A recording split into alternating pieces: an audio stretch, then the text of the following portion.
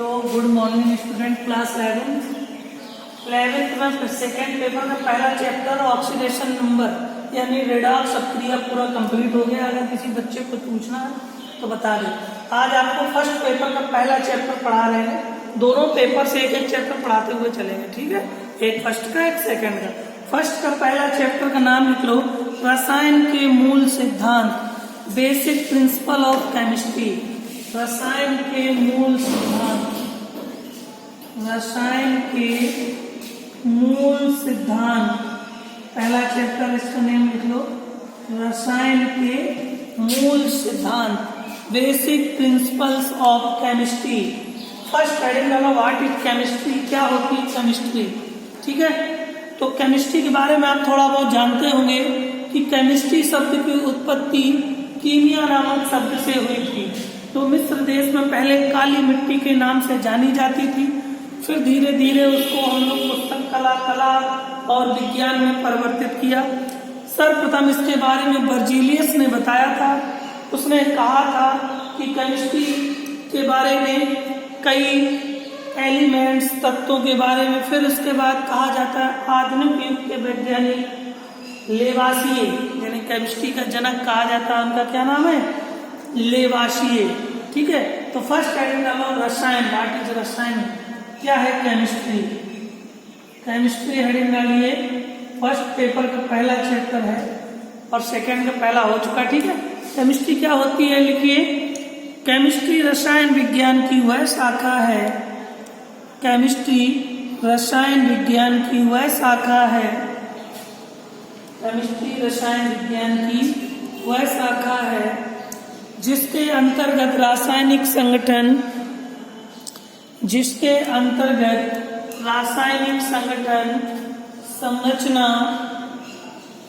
तथा उनमें होने वाले परिवर्तनों का अध्ययन किया जाता है, तथा उनमें होने वाले परिवर्तनों का अध्ययन किया जाता है, तथा उनमें होने वाले परिवर्तनों का अध्ययन किया जाता है।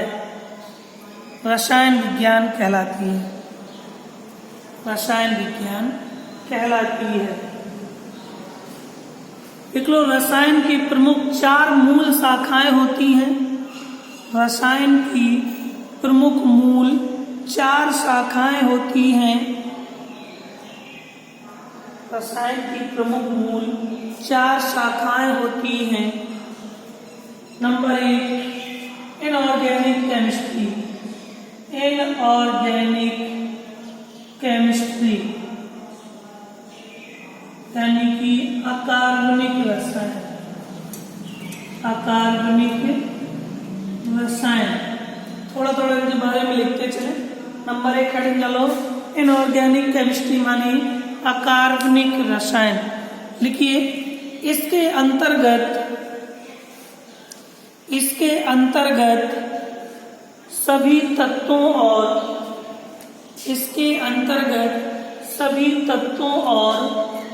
यौगिकों का अध्ययन करते हैं।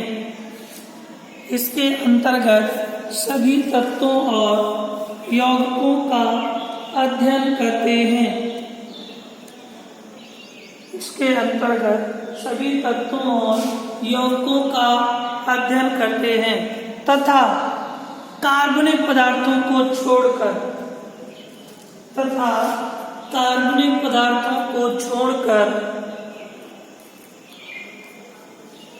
समझ गए। यानी कि जो ऑर्गेनिक है, इनऑर्गेनिक केमिस्ट्री है, जिसको अकार्बनिक रसायन कहते हैं, इसमें सभी तत्वों यानी एलिमेंट्स, सभी यौगिक यानी कंपाउंड का अध्ययन करते हैं और कार्बनिक कंपाउंड यानी कार्बनिक यौगिकों को छोड़कर से सभी तत्वों को हम लोग अकार्बनिक केमिस्ट्री में यूज करते हैं, ठीक है। सेकंड नंबर हेडिंग डालो, ऑर्गेनिक केमिस्ट्री, ऑर्गेनिक केमिस्ट्री जिसको हम लोग कहते हैं कार्बनिक रसायन, कार्बनिक रसायन। कर लो, ऑर्गेनिक केमिस्ट्री, कार्बनिक रसायन। लिखा, लिख लीजिए। कार्बनिक रसायन में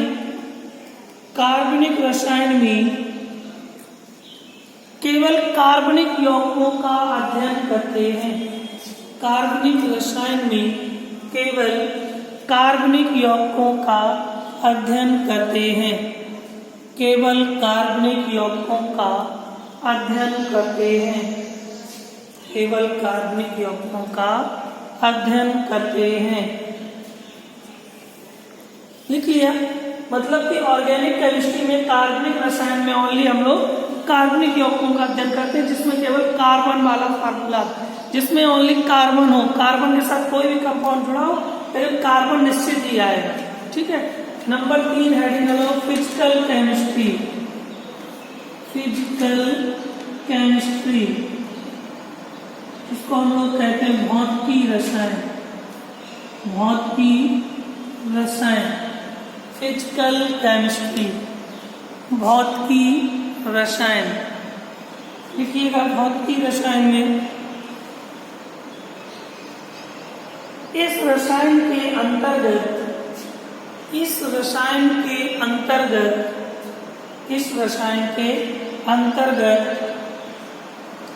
रासायनिक अपक्रियाओं के नियमों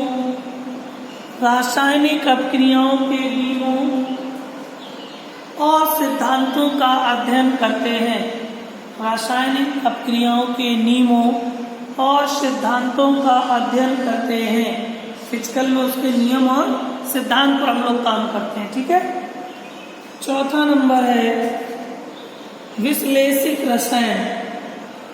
विश्लेषिक रसायन, जिसको कहते हैं एनालिटिकल केमिस्ट्री।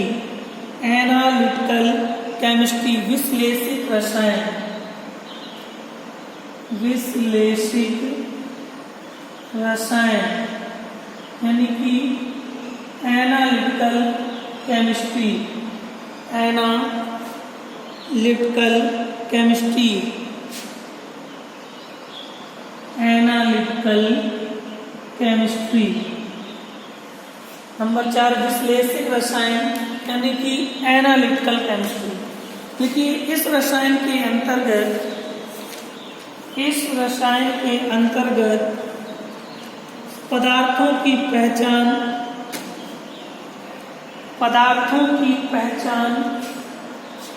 और उनकी मात्रा को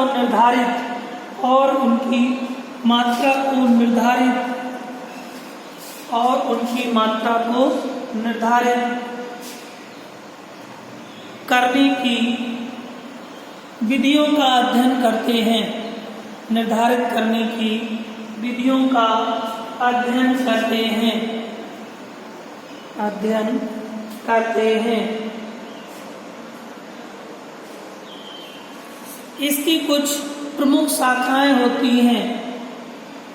इसकी कुछ प्रमुख शाखाएं, बस शाखाओं के नाम लिख लो, इनके बारे में नहीं काम करना है। इसकी कुछ प्रमुख शाखाएं होती हैं। फर्स्ट नंबर औद्योगिक रसायन, इंडस्ट्रियल केमिस्ट्री। औद्योगिक रसायन, इंडस्ट्रियल केमिस्ट्री। इसके बाद सेकंड नंबर जैव रसायन यानी कि बायोकेमिस्ट्री। सेकंड नंबर जैव रसायन यानी कि बायोकेमिस्ट्री। थर्ड नंबर कृषि रसायन यानी कि एग्रीकल्चर केमिस्ट्री। कृषि रसायन, एग्रीकल्चर केमिस्ट्री, कृषि रसायन।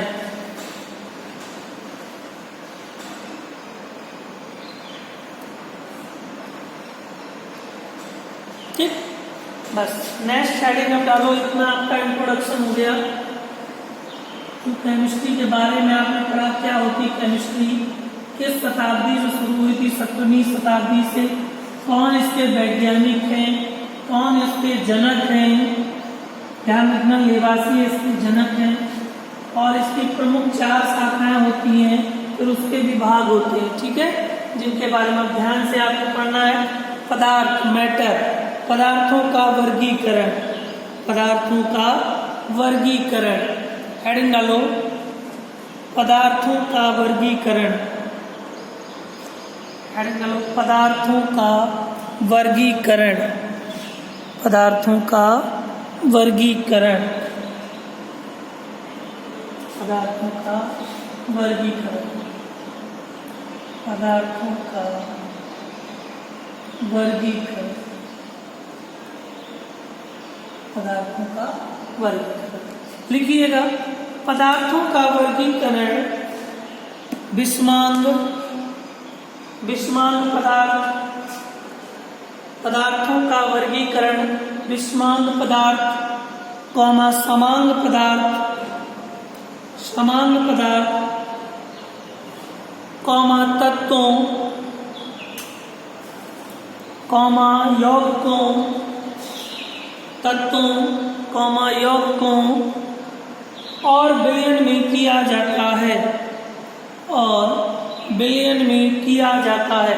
मतलब पदार्थों का वर्गीकरण है, मतलब समांगी पदार्थ, विषमांगी पदार्थ, एलिमेंट, तत्व, और इसके बाद यौगिक, कंपाउंड और उनके विलयनों के बारे में किया जाता है। पहली हेडिंग अब डालो सब लोग, विषमांग पदार्थ, विषमांग पदार्थ, विषमांग पदार्थ हेडिंग डालो। लिखिए, जिन पदार्थों में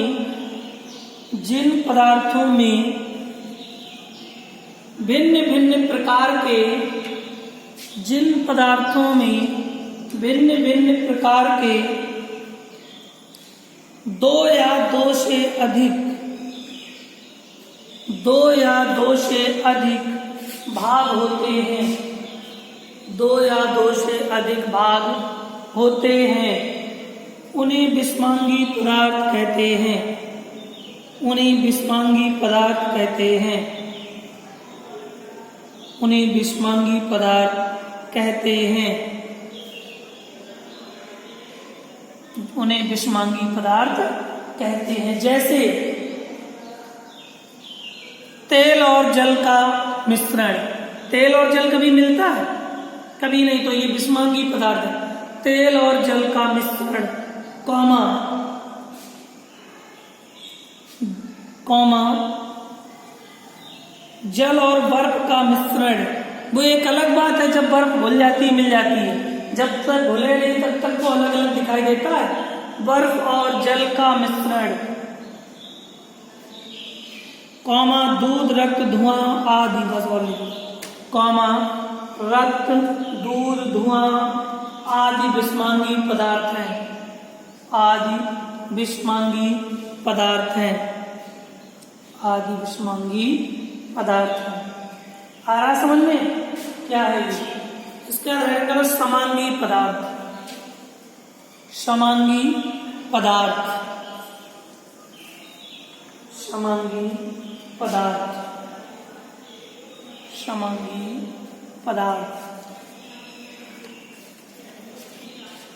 समांगी पदार्थ। लिखिए, जिन पदार्थों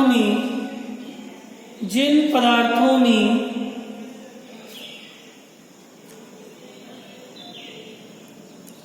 प्रत्येक भाग समान होता है, जिन पदार्थों में प्रत्येक भाग समान होता है, प्रत्येक भाग समान होता है, प्रत्येक भाग समान होता है, उसे समांगी पदार्थ कहते हैं, उसे समांगी पदार्थ कहते हैं,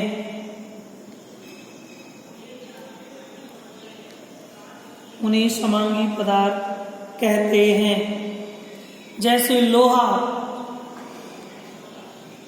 लोहा, comma mercury, Hg, mercury, comma तांबा, कॉमा तांबा, सभी धातुएं, जितनी धातुएं हैं सभी धातुएं, और ऑक्सीजन, नाइट्रोजन, अमोनिया आदि सभी गैसें शुद्ध पदार्थ के मिश्रण हैं, आदि सभी गैसें शुद्ध पदार्थ के मिश्रण हैं, शुद्ध पदार्थ के मिश्रण हैं।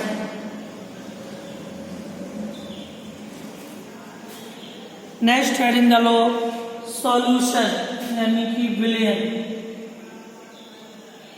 विलयन heading solution, heading number billion solution. देखो, दो या दो से अधिक पदार्थों के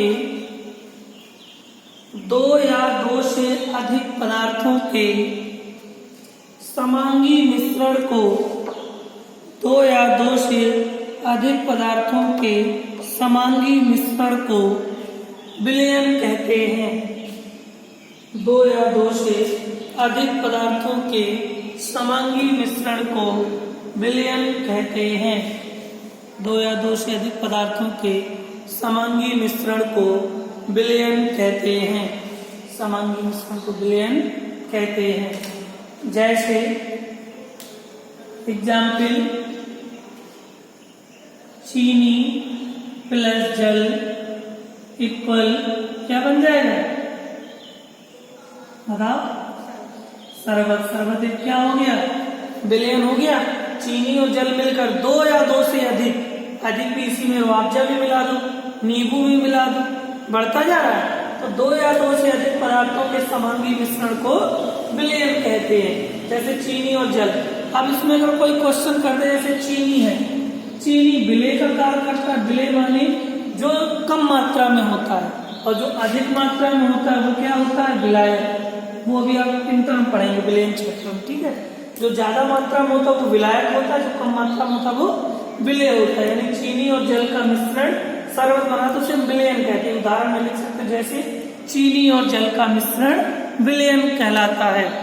चीनी और जल का मिश्रण विलयन कहलाता है। ठीक। नेक्स्ट हेडिंग नंबर तत्व, एलिमेंट्स, तत्व। हेडिंग नंबर तत्व। नहीं बताया पदार्थों के बारे में, यौगिक, तत्व, सॉल्यूशन। तत्व में लिखिए तत्व की परिभाषा। लिखो, तत्व केवल एक प्रकार के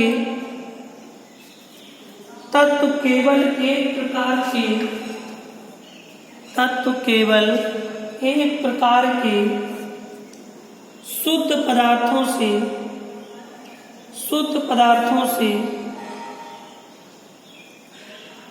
तत्व केवल एक प्रकार के शुद्ध पदार्थ को तत्व कहते हैं।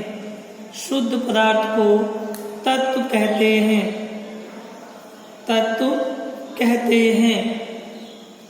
तत्व कहते हैं। कौन कौन से तत्व हैं? जैसे लिख लो, nitrogen, comma, oxygen, comma, phosphorus, comma, fluorine आदि।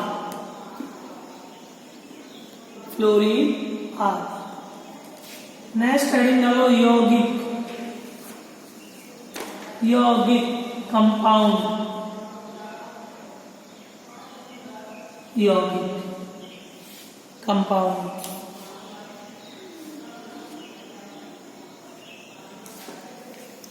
लिखिए, भिन्न प्रकार के तत्वों के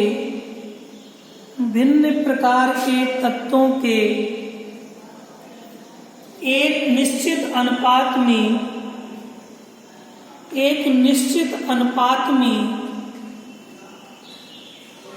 रासायनिक संयोग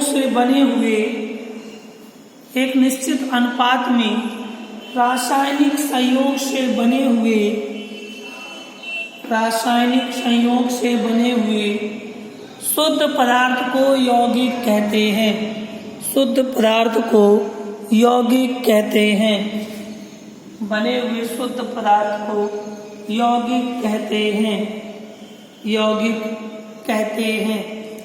जैसे यौगिक एग्जाम्पल, जैसे H2O, NH3, HCl, etc. आदि।